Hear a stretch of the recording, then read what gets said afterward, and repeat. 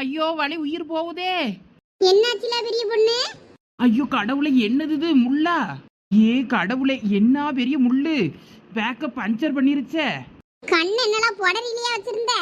குந்தா நீ கவனிக்கலலா, தெரியாம உட்கார்ந்துட்டேன். அம்மா என்ன வலி வலிக்குது, கடுகடுங்குது குத்துன இடம். எல்லாம் முள்ளு கிள்ளு உடஞ்சு உள்ள உட்கார்ந்துருக்க போது பார்த்து. ஐயோ எல்லாம் என்னாச்சு? ஏதோ சூடு கடு வாங்கிக்கிட்டீங்களா? சூடு வாங்கினாதான் பரவாயில்லையே, பின்னாடி பஞ்சரா இல்ல கிடக்கா. இளவு யாருக்கிட்டையும் காட்டவும் முடியாது, முள்ளு கிள்ளு உடஞ்சிருக்கா என்னன்னு தெரியல. பல்ல காட்டாதலா குந்தாணி, வேற பின்ன முள்ள முள்ள நான் ஓன் டிக்கில வச்சு சொருவிடுவேன் பாத்துக்க. யாழா உனக்கு இந்த கொலவெறி? வேற பின்ன மனுஷனுக்கு வலி இங்க உயிர் போகுது, உனக்கு என்னன்னா நக்கலா இருக்கு என்ன? சரி சரி கோவப்படாத பெரிய பொண்ணு, கீழே பார்த்து உட்காரும் போது கவனமா உட்கார்றது இல்லையா? உனக்கு என்னலா, அங்கே உட்கார போனவளா நீ அந்த பக்கம் போன இங்கே தள்ளி விட்டுட்டா. சரி இங்கே சருவு தானே கிடக்கு, ஒன்றும் கிடக்காதுன்னு நினச்சி நானும் உட்கார்ந்துட்டேன். நல்லா குத்தி விட்டு என்ன வலி வலிக்கு தெரியுமாளா? ஐயே சீமடமுல்ல, அது குத்துனா விஷமாச்சே. சரி சரி பெரிய பொண்ணு அழாத, சரியாயிரும் விடு. என்ன சொல்றீ லட்சம்? விஷமா? போச்சு பெரிய பொண்ணு, அவ்வளவுதான் காலி. விஷம்னா அப்படி சொல்லல, காலில் நமக்கு முள்ளு குத்துனாலே குத்துவாயி அந்த வலி வலிக்கும். முள்ளு கிள்ளு அப்படியே கடந்து போச்சுன்னா சளம் வச்சுவிடும், அதான் விஷம் பாவ. நீ பின்னாடி குத்திச்சிங்கிய முள்ளு கிள்ளு உடஞ்சிருக்கா இல்ல ஒன்னும் பிரச்சனை இல்லையா? ஊசி போட்ட கணக்கால இருக்கும். உனக்கு இருக்கதே நாலு எலும்பு, எலும்புல சிக்கி உடஞ்சு கிடஞ்சு போச்சுன்னா என்ன ஆறது? கொஞ்சம் சதையாவது இருந்தாலும் குத்திட்டு சதையில குத்திட்டு வந்துட்டு ரத்தம் வருதுங்களாம். பாரு ஒழுங்கா என்ன ஏதுன்னு. ஐயா லட்சம், நீங்க வேற பயமுறுத்தாதீங்க, உடையெல்லாம் ஒன்றும் செய்யல, முள்ள பாட்டுக்கு வந்துட்டு. ஆனா வலிதான் தாங்க முடியல. அப்ப டாக்டர்கிட்ட தான் போகணுமா? சும்மா இருளா கிறுக்கி, டாக்டர்கிட்டலாம் போயிட்டு டிக்கியே காட்ட முடியாது. நினைச்சு பார்த்தேன், உனக்கு வேற நினைச்சு பாரு, உனக்கு இந்த முள்ளு கிள்ளு உடஞ்சி அது சளமாயி ஆப்ரேஷன் பண்ணுனா ஒரு படத்துல விவேகம் வடிவேலும் ஒரு பக்கம் அப்படி படுத்து கிடப்பாவல, மூக்கிலையும் டிக்கிலையும் அடி வாங்கிட்டு அந்த மாதிரி இருக்கும். நீ குப்புற படுத்து கிடந்தா அதை நினைச்சேன், சிரிச்சேன். இந்த வாரம் இரு, உனக்கும் பின்னாடி சொருவி விடியேன், அப்புறம் தெரியும் வலி எப்படி இருக்குன்னு. சிரிக்கவா செய்யற சிரிக்க? இந்த வாரம் இரு. பெரிய பொண்ணு சும்மா இருலாம், வலிக்கும், சும்மா இரு, விளையாடாத. குத்திச்சுன்னா அவ்வளவுதான் விஷம், சும்மா இரு பெரிய பொண்ணு. லட்சுமி அக்கா பாருங்கக்கா, இவளா என்கிட்ட சும்மா தேவையில்லாம விளையாடிக்கிட்டு இருக்கா பாருங்க, முள்ள வச்சதும். இன்னைக்கு நீ என்ன கத்துனாலும் விட முடியலா. இப்ப பாரு, உன் பேக்க நான் பஞ்சர் ஆக்கி காட்டுறேனா இல்லையான்னு பாரு. ப்ளீஸ் பெரிய பொண்ணு, எதுவும் பண்ணிடாதலாம், வலிக்கும்லா. ஐயோ எனக்கு பார்த்தாலே பயமா இருக்கு, கண்ணுல கண்ணுல குத்தி விடாத. என் புருஷனுக்கு நான் ஒரே ஒரு பொண்டாட்டில என்னைய விட்டுறலாம், குருடியா ஆக்கிறாத. பெரிய பொண்ணு நல்ல பிள்ளைல, இவங்களுக்கு எப்ப எதுல விளையாடணும்னே தெரியாது. ஏன்னா பெரிய பொண்ணு சும்மா இரு, விளையாடாத. முள்ளு கிள்ளு கையில கால்வெல்ல குத்திர போகுது, வலிச்சு தொலையும். அங்க பாருங்க, கீழே அங்க கலங்கு கடந்து கருவிட்டு அடக்கு. இவ்வளவு என்னன்னா முள்ள வச்சு சண்டை போட்டுட்டு அடக்காளுவ. இந்த பிள்ளைலாம் கேவலம்மா, என் வீட்டு பிள்ளைல தான் ரெண்டும் இப்படி அடிச்சுக்கிட்டு சண்டை போடும். அவ்வளோ பஞ்சாயத்தை தான் தீர்த்து தீர இயலாதுன்னு பார்த்தா இவ்வளோ பஞ்சாயத்து பலத்த பஞ்சாயத்தா இருக்கு.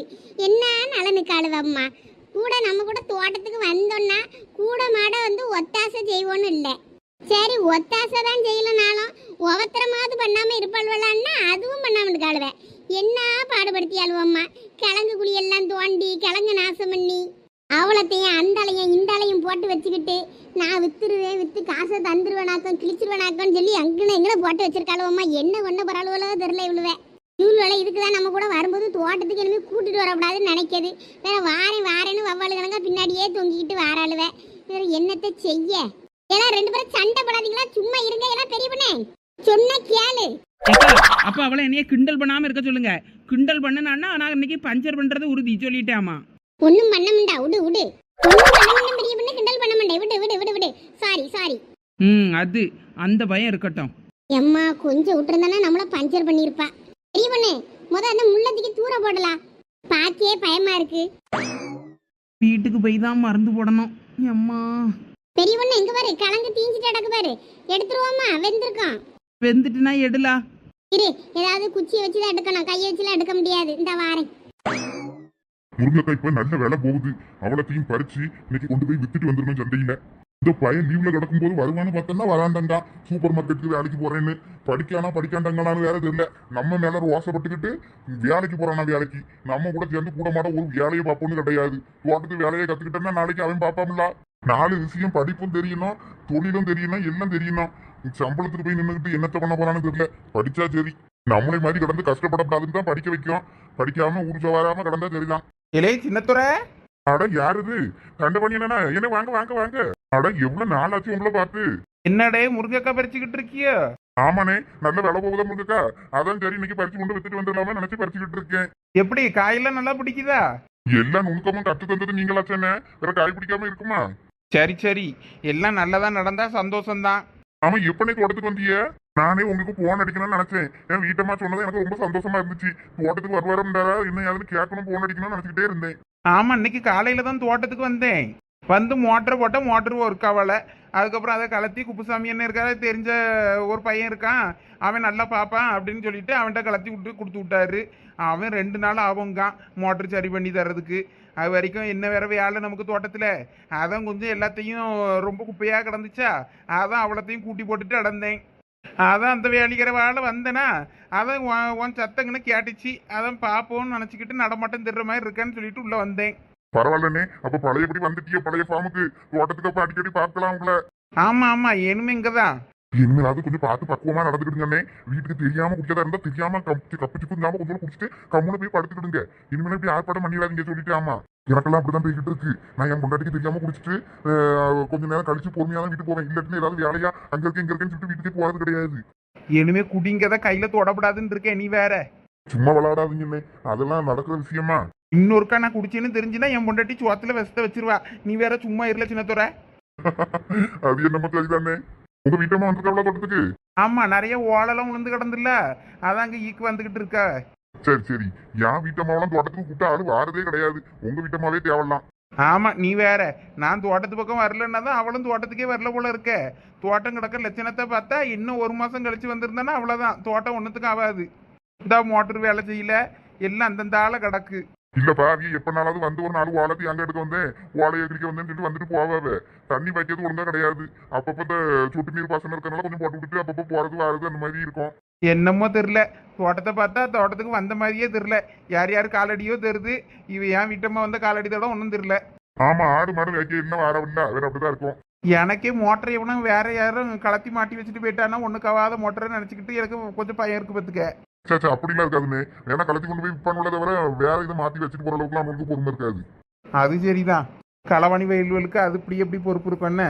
சரி வாங்கண்ணே, உங்களுக்கு கடு காப்பி போட்டு தரேன், குடிக்கலாம். பாரு, தோட்டத்திலே காப்பி எல்லாம் போட்டு குடிக்க ஆரம்பிச்சாச்சா? ஆமா, 2-3 சட்டிக்கிட்டி பாத்திரம் எடுத்து கொண்டு போட்டு வச்சிருக்கேன். காப்பி எல்லாம் போட்டுறதுதான் நம்மளே. வாங்க போட்டு தரேன். சரி வா, போவோம் அப்போ. எல்லாம் அதை இங்க கொண்டாங்க, எப்படி சுட்டிருக்கீங்கன்னு பாப்போம்.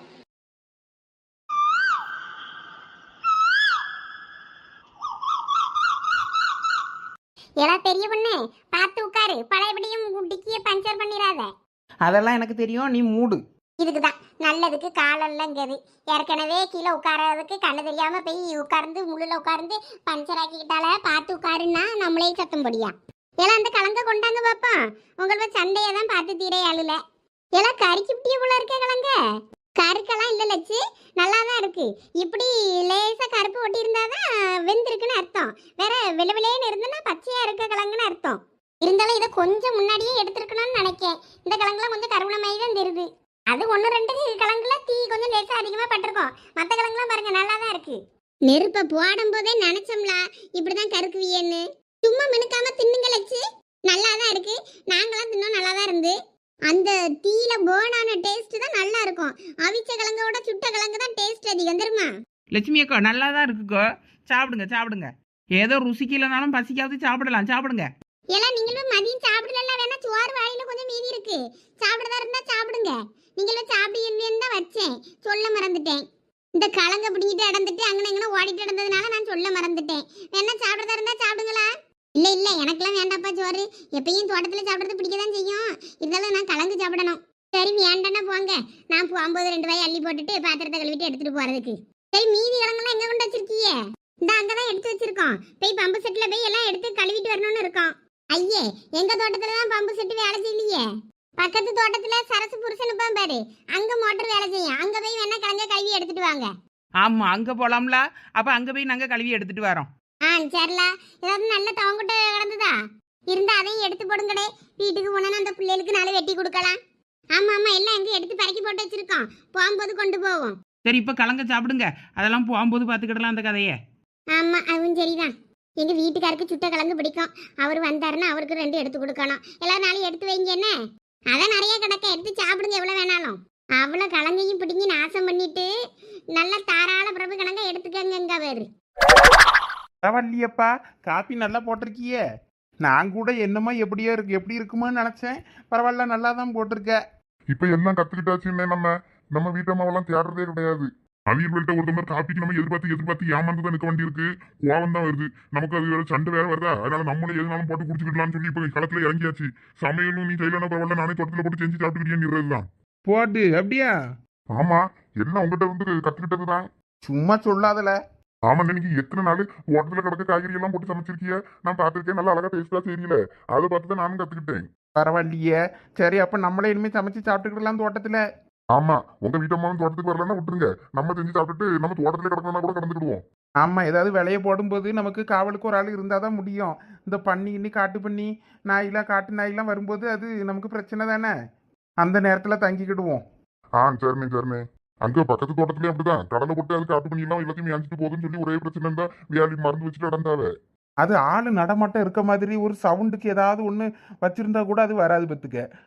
நான் அப்படிதான் ஒருக்கா மைக்கில் ரெக்கார்டு பண்ணி ரேடியோ ஒன்று போட்டு விட்டுட்டு வந்தேன். அது பாட்டுக்கு அப்புறம் ஆளு சத்தம் இருக்க மாதிரி இருக்குன்னு வர கடலையெல்லாம் நான் ஒருக்கா நல்லா அறுவடை பண்ணேன். அப்போ கொஞ்சம் அதை காட்டு பண்ணிலாம் கொஞ்சம் கம்மியாக இருந்தது. கையில ஏகப்பட்ட வித்த வச்சிருக்கீங்களே, பரவாயில்ல. பம்பு செட்டை பார்த்ததும் தண்ணிக்குள்ளேயே கிடக்கலாம் போல இருக்குமா. ஆனா 4 முடி வீட்டுக்காரன் பார்த்தானா வெளுத்து விடுவான். யாரது தண்ணியில ஆட்டம் போட்டுக்கிட்டு அடக்குதுன்னு. ஏதோ செனப்பண்ணி கடந்து குளிச்சுட்டு டக்குன்னு நினைப்பாரு, வேற என்னது நினைக்க போறாரு. இருந்தாலும் உனக்கு ரொம்ப நக்கல் தாள பெரிய பொண்ணு. என்னைய பார்த்தா என்ன செனப்பணி மாதிரியா இருக்கு? பார்த்தா அப்படி தெரியல, ஆனா பார்க்க அப்படிதான் இருக்கு. போலாம். ஆத்துக்குள்ளே ஏலேலோ அத்தி மரம் ஐலையிலா, அத்தி மரம் ஐலையிலா. ஏலா வந்தது கலங்கு கழுவ, நீ என்னன்னா ஒன்னையே குளிச்சாத்திக்கிட்டு இருக்க. கொஞ்ச நேரம் என்ஜாய் பண்ணிட்டு வரேன், நீ கலங்க கழுவு. நம்ம அவிச்சு நாளைக்கு வியாபாரம் பண்ண போறோம். நல்லா அவ்வளத்தையும் ஒரு மண் இல்லாம கழுவு. நீ வியாபாரத்துக்கு போனா நான் எதுக்கு வரணும்? நான்லாம் வர மாட்டேன், நீ ஒத்தையில போ. பெரிய பொண்ணு அப்படி சொல்லாத பெரிய பொண்ணு. நீ இல்லாம நான் எங்க போயிருக்கேன்னு சொல்லு. நீ இல்லாம நான் சுடுகாட்டுக்கு கூட போக மாட்டேன் தெரியுமா? சுடுகாட்டுக்கு போறதா இருந்தா நீ போலாம், நான் எதுக்கு போனோம்? இல்ல சொல்றேன், நாளைக்கு வியாபாரத்துக்கும் சேர்ந்தே போவோங்க. சரி அதை நான் நாளைக்கு யோசிச்சு சொல்றேன். நீயே ஒரு வெட்டி முண்டா வீணா போன தண்டம். வீட்டுல ஒத்தையில வெட்டியாதான் கிடப்ப. வா என் கூட போயிட்டு என்ஜாய் பண்ணிட்டு வருவோம். உனக்கு நான் எல்லாம் வாங்கி தரேன். நல்லா திருச்செந்தூர் கோயில்ல போயிட்டு என்ஜாய் பண்ணிட்டு கடல்ல எல்லாம் குளிச்சுட்டு வருவோம். அப்ப சரி. இந்த இயற்கையோட இயற்கையை கழிக்கிறதும் நல்லாதான் இருக்கு. ஐயா என்ன தண்ணி திடீர்னு சுடுது, இவ்வளவு நேரம் குளிந்துகிட்டு இருந்தது. அதான் நான் இயற்கையை கழிச்சுக்கிட்டு இருக்கேன்னு சொன்னோம்ல. ஒண்ணு காலா இருந்த. Yes of course. அட நாத்தம் முடிச்ச நாதாரி, கலகு கழுவுற தண்ணியில நீ நாசம் பண்ணிக்கிட்டு இருக்க. அது அந்த பக்கமா ஓடி போச்சு. நீ அங்க மோட்டர்ல அங்கிருந்து டைரக்டா வருது பேர் அந்த தண்ணியில கழுவிடணும் இருக்கா. அவ்வளவுதான், ஃப்ரெஷ் ஆயிரும் கிழங்கு. சி கருமம் என்னன்னா பண்றா பேரு. ஏன் உனக்குலாம் வராதோ? அதுக்கு நீ இப்படி எல்லாம் திங்குற பொருளை கழுவிக்கிட்டு இருக்கும்போது அந்த வேலையை பாப்ப நீ. சரி எப்பயும் போல நடந்துருச்சு. மன்னிச்சிரு போய் கழுவிக்க ஓடு. வாரம் இரு, உன்னை தூக்கி போட்டு மிதியில இன்னைக்கு நீ சட்னி தான் போல இருந்தா இதை கழுவி ஓரமா வச்சுட்டு வரேன் இரு. அந்த ஆளை தூக்கி உன்னை கொண்டு கணத்துக்குள்ள போட்டு வரேன். எல்லாம் அப்படியே தான் பண்ணிவிடாத கோவத்துல. இது தண்ணி உரம், இயற்கை உரம், அது அப்படியே போயிட்டே இருக்கும். நீ அதெல்லாம் கண்டுக்கிடப்படாது. நான் நெல்லுக்கு உரம் போட்டுக்கிட்டு இருக்கேன், வேற ஒன்றும் இல்லை. வாயில ஏதாவது வந்துட போது அப்புறம் திட்டிட போறேன். அமைதியா இருந்துரு சொல்லிட்டேன்.